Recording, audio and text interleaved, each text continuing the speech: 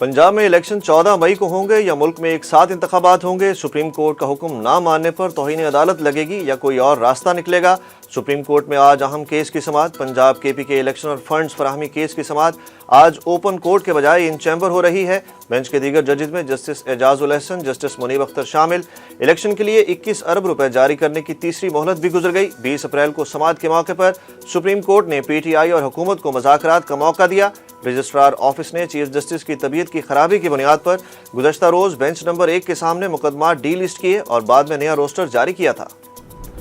Supreme court के फैसले के बाद वज़ीर आज़म शहबाज शरीफ का आज कौमी असम्बली से एतमाद का वोट लेने का इम्कान। कौमी असम्बली सेक्रेटरीट को ज़िमनी एजेंडा तैयार रखने की हिदायत कर दी गई।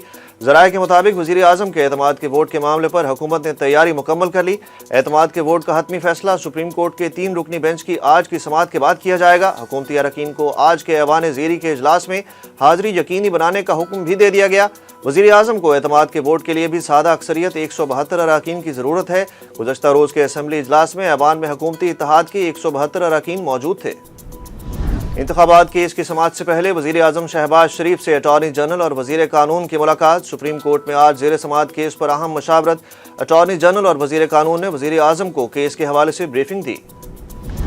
अदालती फैसले कौमी असम्बली के 2 बुनियादी आइनी इख्तियारात से मुतजावज़ हैं। सुप्रीम कोर्ट सियासी झगड़ों में उलझने से गुरेज करे। स्पीकर कौमी असम्बली ने चीफ जस्टिस पाकिस्तान को खत लिख दिया।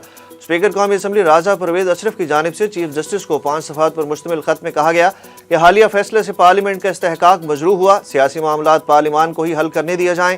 आइन फेडरल कंसोलिडेटेड फंड की मंजूरी का इख्तियार अरकान असम्बली को देता है। पार्लियामेंट मुद्दत पूरी करेगी। पूरे मुल्क में इलेक्शन एक साथ होंगे। हुक्मरान इत्तेहाद ने 2 टोक मौक़िफ़ अपना लिया।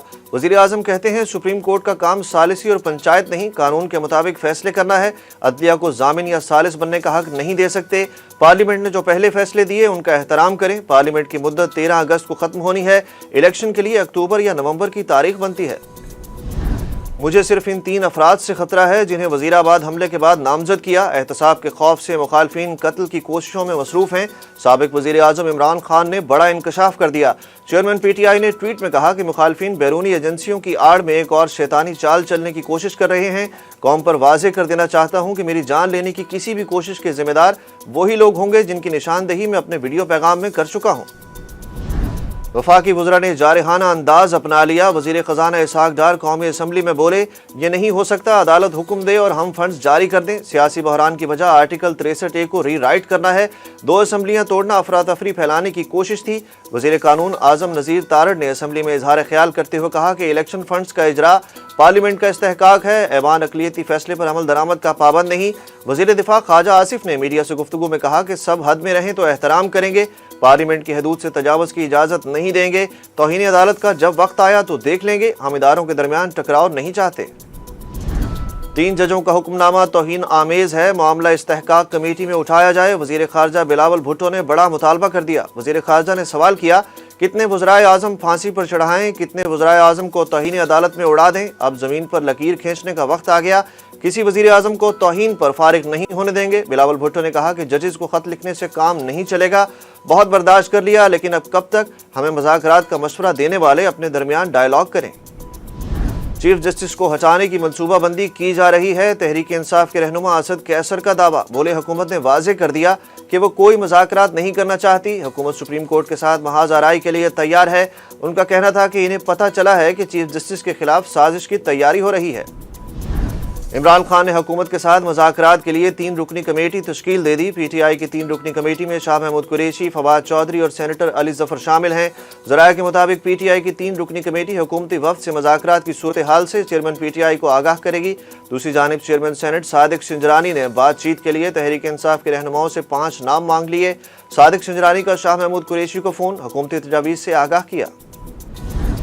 इमरान खान के खिलाफ तोशाखाना केस के हवाले से अहम पेशरफ्त। केस की समाअत के लिए नए जज मुकर्रर। चेयरमैन पीटीआई के खिलाफ केस को एडिशनल सेशन जज हुमायूं दिलावर की अदालत में ट्रांसफर कर दिया गया। एडिशनल सेशन जज हुमायूं दिलावर तोशाखाना केस की समाअत 29 अप्रैल को करेंगे। दूसरी जानिब नैब ने चेयरमैन पीटीआई इमरान खान के खिलाफ तोशाखाना केस की तहकीकात में अपना जवाब इस्लामाबाद हाई कोर्ट में जमा करा दिया। नैब ने इंक्वायरी के खिलाफ इमरान खान की दरख्वास्त खारिज करने की इस्तदा करते हुए कहा कि इमरान खान किसी रिलीफ के मुस्तहिक नहीं। इमरान खान तलबी के नोटिस पर नैब के सामने पेश नहीं हुए। عید کے بعد ایک اور دل خراش حادثہ، خیرپور کے قریب کراچی سے لاہور جانے والی کراچی ایکسپریس کی بوگی میں آتش زدگی سے 4 بچوں سمیت 7 افراد جاں بحق ہو گئے۔ ریلوے ذرائع کے مطابق ٹنڈو مستی اور خیرپور کے درمیان کراچی ایکسپریس کی بوگی نمبر 4 میں آگ لگی۔ مسافروں نے متاثرہ بوگی سے چھلانگیں لگا کر اپنی جانیں بچائیں۔ ریلوے کے عملے نے اپنی مدد آپ کے تحت آگ بجھانے کی کوشش کی۔ آگ لگنے کی وجہ معلوم نہ ہو سکی۔ پاکستان کے روسی تیل کی خریداری پر کوئی اعتراض نہیں، امریکہ نے واضح کر دیا۔ غیر ملکی میڈیا رپورٹس کے مطابق امریکی وزارت خارجہ کے ترجمان نے واشنگٹن میں بریفنگ دیتے ہوئے کہا کہ ہر ملک اپنی ضروریات کے مطابق فیصلے کا حق رکھتا ہے۔ ہماری کوشش رہی کہ روسی تیل کو عالمی منڈی سے باہر نہ رکھا جائے۔ سمجھتے ہیں باقی دنیا میں روسی تیل کی مانگ موجود ہے۔ اور پاکستان اور نیوزی لینڈ کے درمیان پہلا ون ڈے آج کھیلا جائے گا۔ 5 میچوں پر مشتمل سیریز کا پہلا میچ دوپہر 2:30 بجے پنڈی اسٹیڈیم میں شروع ہوگا۔ میچ کے دوران بارش کی بھی پیش گوئی۔ گزشتہ روز ٹرافی کی رونمائی کی گئی، جبکہ دونوں ٹیموں کے اسٹیڈیم میں پریکٹس سیشن کے دوران تیز بارش ہوئی، جس کے باعث سیشن شیڈول ٹائم سے پہلے ختم کر دیا گیا، جبکہ T20 سیریز میں نیوزی لینڈ نے سیریز 2-2 سے برابر کی تھی۔